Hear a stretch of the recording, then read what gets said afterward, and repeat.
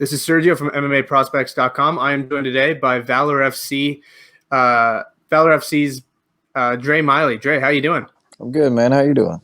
Not too bad. So we talked a little bit before we got started here, but it's been a while since we last spoke. How have you been doing on a more personal level, with the pandemic and everything that was going on? It's been better. I've been able to go back to work and go back to doing things.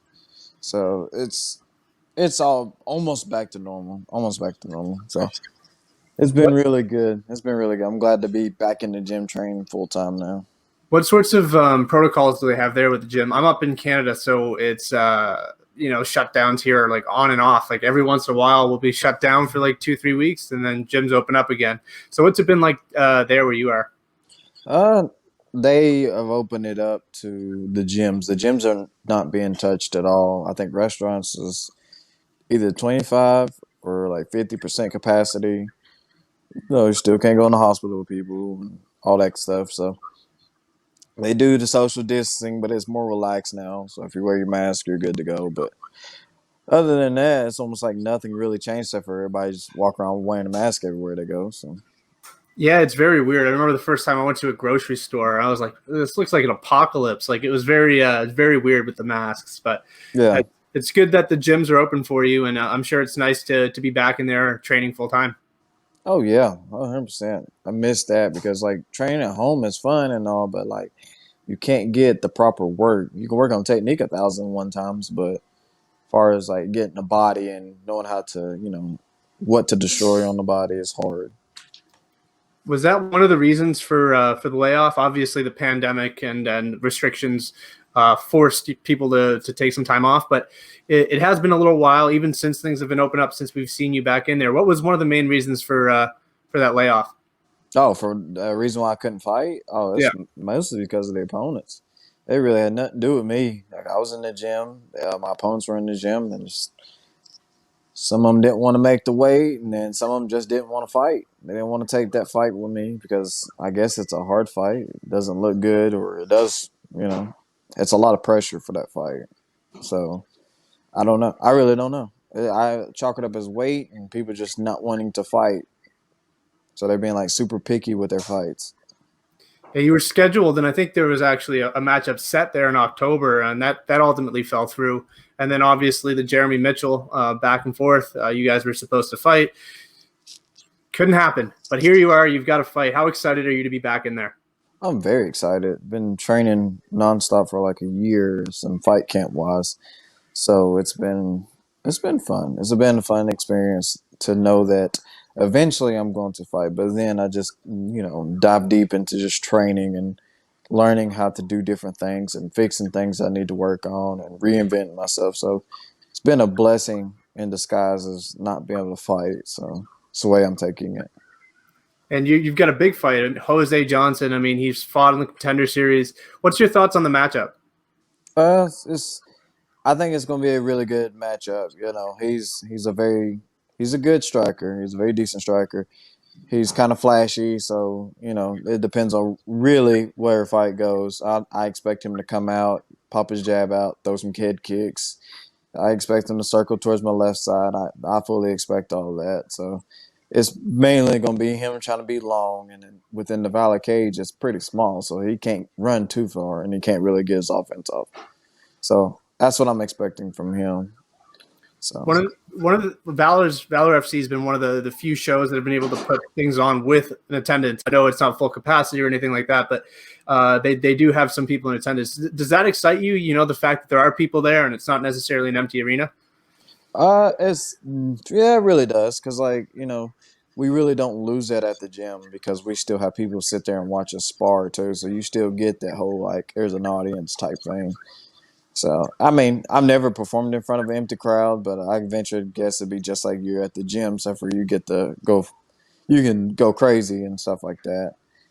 I like fighting in front of people because it gives me energy, like especially if people are into the fight, and then just feeling the whole like electricity in there makes the fight better. What do you think a win over a guy who's been on the Contender Series does for you? I mean, obviously, exposure and whatnot, but what do you think a victory over him would do for you? I think that more importantly that it'll show people that I am at that level. It's not one of those things where like, well, maybe he is, maybe he isn't. He had to slip up with Durden. Like when people show, they'll be like, okay, this guy's actually legit. This guy actually can hang in there. He can beat people.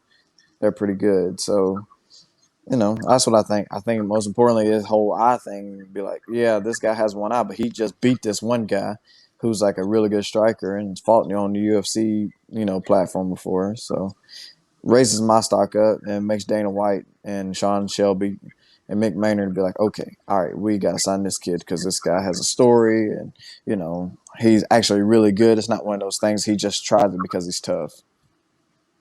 You mentioned Cody Durden, and I spoke to him yesterday, actually. But is it a bit bittersweet seeing his success? Obviously, he fights for the UFC now. Does it suck knowing that if things had gone different, that could be you?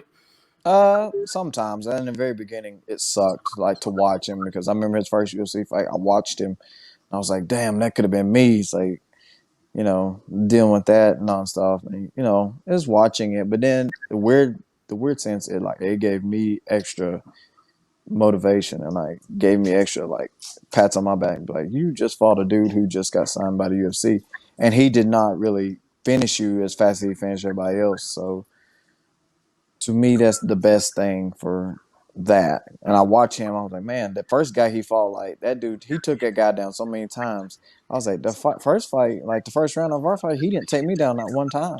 Like I almost took him down. So it's a feather in the cap. So just keep this momentum going. It's got to be a little bit reassuring knowing that like his success against Chris Gutierrez in his debut. It's like I'm right there. If Cody's having success, that means I'd have success at that level. So it's got to be a little bit of both. Yeah, it sucks he's there, but it's also probably reassuring seeing that you can compete at that level.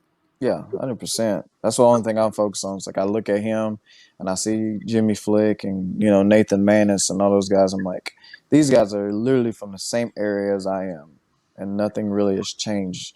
So I watch them. I'm like, I could hang with these guys, or I could beat these guys. So I know I could go back and beat Cody. I know that for sure. Jimmy Flick would be a hard fight for me. I know because it'd just be nothing but scrambling. And then me and Nathan would be just a straight out banger. So that's all I'm trying to gun for. Get past Jose and then start trying to get those guys out the way too. One of the things with you is you've been consistent in terms of where you fight. I mean, you've fought for Valor your entire career. Do you think that maybe going to like an LFA or a CFFC would get you some more exposure, or are you very happy where you're at? Oh, I'm very happy where I'm at because like CFC, that's cool. They're on Fight Pass. That's pretty much like a gimme. Like, hey, we want to pick from these people. But like Valor has people who've came from Valor and went to the UFC and went to Bellator. So there's eyes on Valor too. It's just Valor's just not well known as LFA or CFFC. So I'm happy where I'm at. They show everybody, and for the longest time, Valor's the only show in the South right now doing anything. So at one point, they was the only show. There was only one pro card, and that was them, and that was pretty cool because everybody was watching. So, yeah, for sure. And I mean, like you said, I mean, people like Ovin St. Preux and Liv Parker, who I'm close with as well. I mean, lots of fighters have come out of Valor FC and that gym. Who has been your primary training partners for this camp? Really everybody. James Adcock has been my number one partner. Me and him we always go together. So we have the similar understanding. We've been, around each other for 12 years. So we know how to get each other to that point where we have to go. Been doing a lot of training with Jason King. Really just every single pro fighter that we have. It's not one of those things where you got to stay specific to one person. Like you get to go with everybody. Everybody has something to offer you. And then even Vince has been helping me out. He's been giving me pointers, showing me what to do and how to, win this fight the way I should win it. So, yeah, so it's all been good stuff. One of the things I wanted to touch on, I've interviewed you before, and I didn't want to touch on it then. I think now is a great time. I mean, I think one of the things that really drew me to you is your story. You're I think the only person I know that competes as a professional with one eye.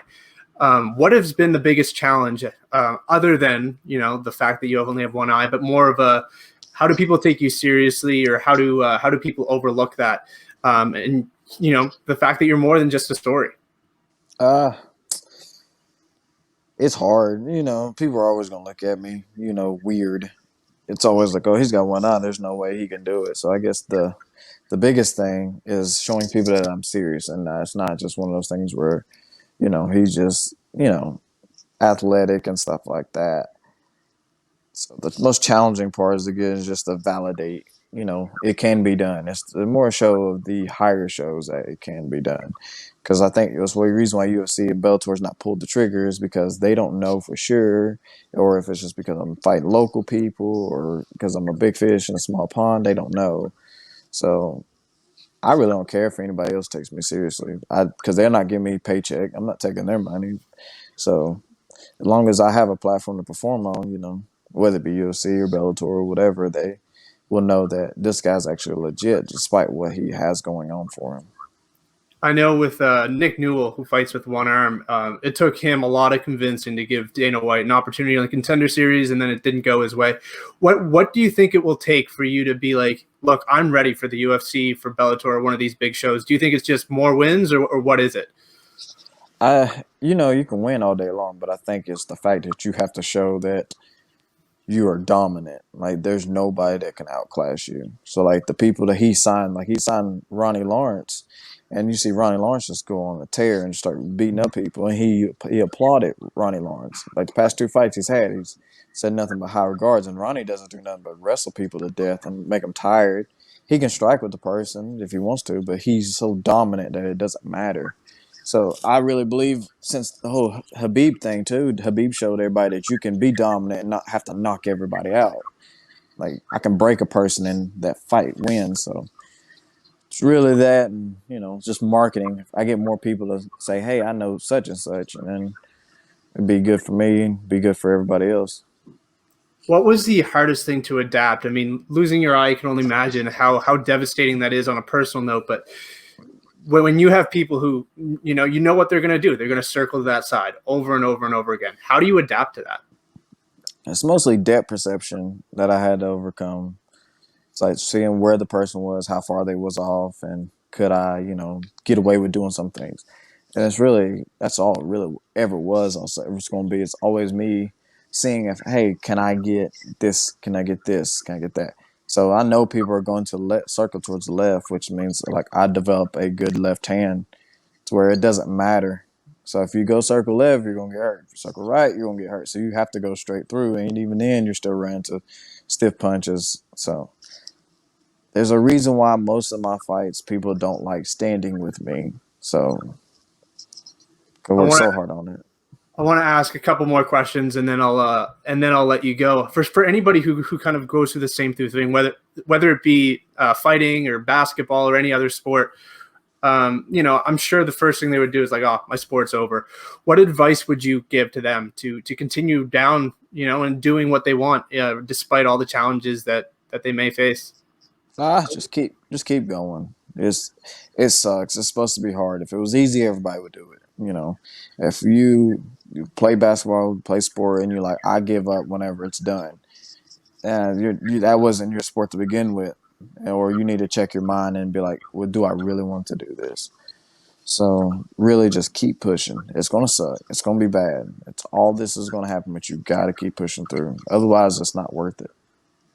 All right, man. Well, thank you very much for that insight. I think a lot of people are going to look at your story and be inspired. And more than that, you are a high level athlete, and I think it's awesome that you're talking about it, but also it's not something that you're blowing up, because at the end of the day, you are a fighter and you want to be looked at the same way as everybody else.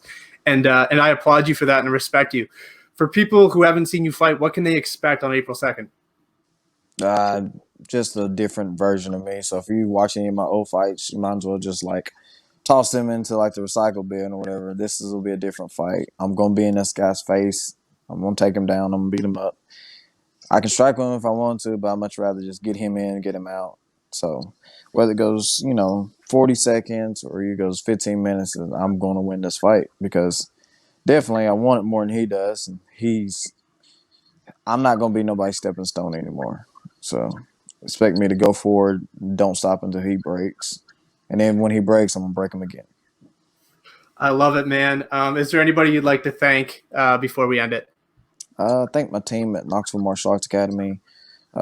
Chloe from Frankie's Body Shop. She's my strength and conditioning coach. All my teammates at Knoxville Martial Arts Academy. I don't know if I said that already.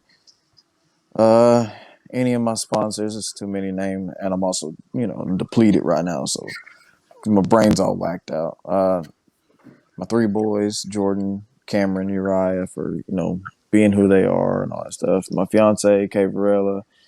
So there's a lot of people to thank. So I'm pretty happy right now. So just keep going.